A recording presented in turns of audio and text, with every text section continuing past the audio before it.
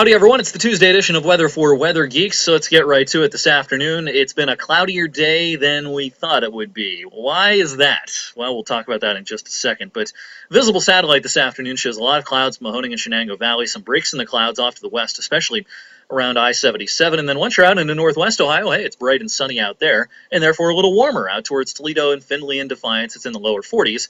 Well, we're still stuck in the mid-30s in most of northeast Ohio and western Pennsylvania. High pressure is on the weather map this afternoon up over Lake Superior, and I think finally the clear sky will win the battle tonight, leading to a chilly night tonight, in fact, a pretty cold night tonight, and with a clear sky as well. Why has it been cloudier today than we thought? It was supposed to be a pretty sunny day. Well, one thing we can look at is what's called an atmospheric sounding. As you may or may not know, twice a day at National Weather Service sites across the country, weather balloons are launched up into the air. And these balloons serve several purposes. One purpose is, well, the data is fed into the computer models that we use to try to determine what's going to happen in the future. But you can also use these to see a snapshot of the atmosphere at a certain time. And this sounding out of Pittsburgh this morning shows us what the atmosphere looked like at 7 o'clock this morning. And there's a lot of information on here, but I just want you to pay attention to one line, basically, and that's the red line that you see kind of right in through here. That's the temperature line showing us what the temperature was doing as we went up in height through the atmosphere. On the left-hand side, temperatures are colder, right, warmer temperatures. You notice the line moves off to the left during the first part of the sounding, and then all of a sudden, up around 5,000 to 6,000 feet, the air was starting to get a little warmer, and that's called an inversion, whenever the air starts to warm up as you move up through the atmosphere. The opposite is usually true. Usually, the air is turning colder as you go up through the atmosphere, but oftentimes these inversions happen where there's a warm layer upstairs in the atmosphere. It's warmer at, several thousand feet up than it is closer to the ground. What happens when you have an atmospheric inversion like this is the atmosphere doesn't mix much. Dry air that's up there several thousand feet high in the atmosphere doesn't get a chance to mix with the more moisture-laden air down near the surface. When you have that mixing where the air is a little bit turbulent, a lot of times clouds will get scoured out. The dry air sort of makes the clouds go away. Well, when you have an inversion like this, there's no mixing, and so a layer of moisture gets trapped underneath that inversion, and that results in clouds like we have today. And boy, it may take it till the very end of the afternoon before those clouds go away. So it's a little complicated to explain. I hope you're able to follow that a little bit. But bottom line is this was an inversion that really did us no favors today and made for kind of a tough forecast for today. Posted this on Facebook and Twitter earlier today. A rocket launch visible this evening. This will be launched down towards Washington, D.C. and Baltimore. I believe it's at a naval base down there, and it will be visible if we lose the clouds.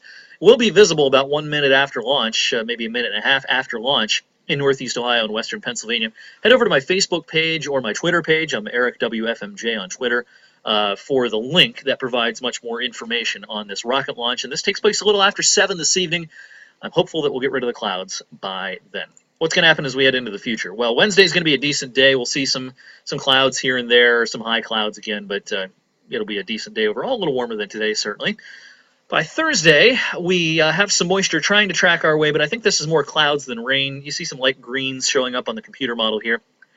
I doubt it actually rains out of these clouds, but maybe there's a sprinkle. Most of the rain's coming Friday. This is Friday's map at 1 p.m. Now, this is light rain, but basically we have a little area of low pressure here, and warm air is trying to overtake the chilly air, and the result will probably be some light rain and drizzle at times Friday and into Friday night. But then it's not warm air, but it's cold air that's coming for the weekend. Here's Saturday afternoon's map.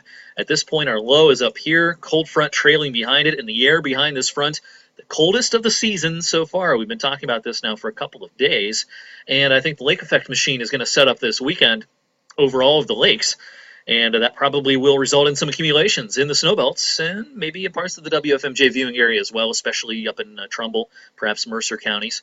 But most of that lake effect snow will come Saturday night, heading into Sunday. Boy, the Browns and Steelers play up by the lake in Cleveland on Sunday. Bone-chilling cold for that on Sunday. We're going to stay in the 20s. The wind is going to be howling. There's going to be some snowflakes flying around. Sunday is going to be the coldest day of the season, our coldest day really since last March.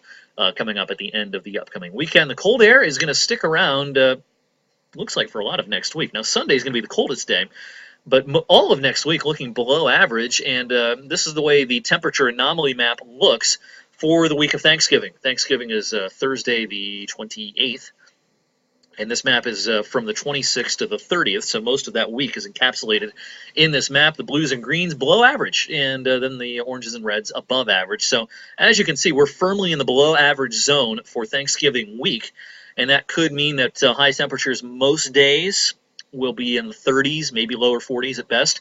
Overnight lows, which should be near freezing, a little below freezing, might be well down into the 20s for a lot of next week. Now, precipitation-wise, a little too early to pin down details on next week, especially close to Thanksgiving. We'll fine-tune that forecast later this week, but the temperature trends, it's not too early to start talking about that, and the trend is definitely for a cold week for next week as we head towards December. So that's the way weather for Weather Geeks looks on this Tuesday. Make it a great rest of the day, and look for me tonight, as usual, on 21 News at 6 and 11. I'll see you then.